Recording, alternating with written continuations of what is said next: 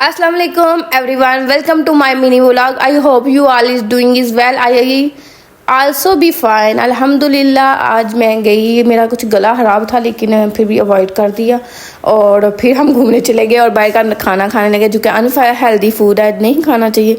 मगर ये जो क्रेविंग होती है ना खाने की, जी बस इसका कोई हल बता दे मुझे कमेंट सेक्शन में अगर किसी को पता है।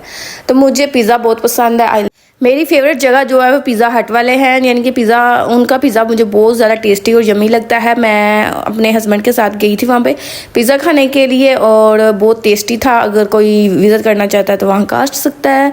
अगर ये वीडियो अच्छी लगे तो इसे लाइक करें, शेयर करें। और हमने 2 पैक भी करवाए थे। और कमेंट सेक्शन में ज़रूर बताइएगा कि पिज़्ज़ा लवर आप में से कौन है। और वीडियो को लाइक करिएगा और चैनल को सब्सक्राइब करिएगा ताकि आने वाली हर नई वीडियो का पिज़्ज़ा जो पैक करवाना था वो भी पैक हो गया है हमारा। अब हम जाने लगे हैं। ओके जी, मिलेंगे नेक्स्ट वीडियो में। अपना ज़्यादा ख्याल रखिएगा और चैनल को सब्सक्राइब करिएगा। अल्लाह हाफिज़।